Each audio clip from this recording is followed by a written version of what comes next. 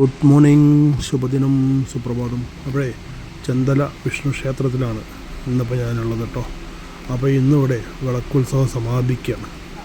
അപ്പോൾ അതിൻ്റെ കുറച്ച് വിശേഷങ്ങളാണ് ഞാനിവിടെ പറയുന്നത്. അപ്പോൾ ഈ അമ്പലം വരുന്നത് എവിടെയാണെന്ന് വെച്ചാൽ നമ്മുടെ തിരൂരിൽ നിന്നും കുറ്റിപ്പുറം റൂട്ടിൽ പോലീസ് ലൈനിൽ നിന്നും ഇടത് ഭാഗത്തേക്ക് തിരിഞ്ഞു കഴിഞ്ഞാൽ ശിവക്ഷേത്രത്തിലേക്ക് പോകുന്ന റോഡുണ്ട്.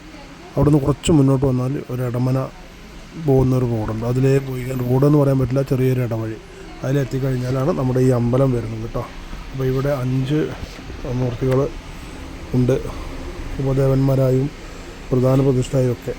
അപ്പോൾ നരസിംഹവും ഭഗവതിയും പടിഞ്ഞാറോട്ട് ദർശനമായിട്ടും, അതുപോലെ ഉപദേവന്മാർ ഗണപതി, ശാസ്താവ്, ദക്ഷിണാമൂർത്തി ഒക്കെ നമ്മുടെ കിഴക്കോട്ട് ദർശനമായിട്ടും ഇവിടെ സ്ഥിതി ചെയ്യുന്നുണ്ട് കേട്ടോ. അപ്പം പിന്നെ ഒരു നാഗത്തറയും ഒക്കെ ഉണ്ട്. അപ്പോൾ ഇവിടെ കാർത്തിക ദീപത്തിനാണ് ഭയങ്കര പ്രാധാന്യമുള്ളത്.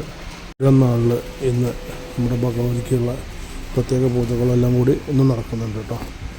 അപ്പോൾ അതൊക്കെയാണ് ഇന്ന് ഇവിടുത്തെ വിശേഷങ്ങൾ. അപ്പോൾ ഇവിടേക്ക് കൃത്യമായ റോഡ് സൗകര്യങ്ങളും കാര്യങ്ങളൊന്നും ഇല്ല കേട്ടോ.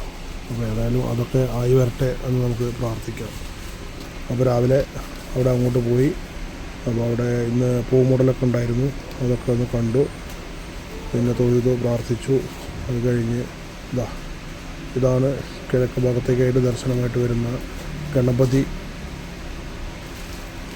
അതുപോലെ ശാസ്താവ്, ദക്ഷിണാമൂർത്തി, 3 പേരുടെയും ശ്രീകോവിൽ ഒന്നിച്ച് ഒരു ഇതിലാണ് വരുന്നത് കേട്ടോ.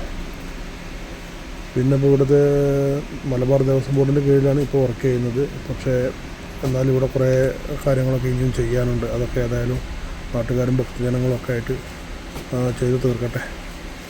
പിന്നെ ഇന്നിപ്പോൾ ഇവിടെ രാവിലെ പ്രഭാത ഭക്ഷണം ഉണ്ടായിരുന്നു.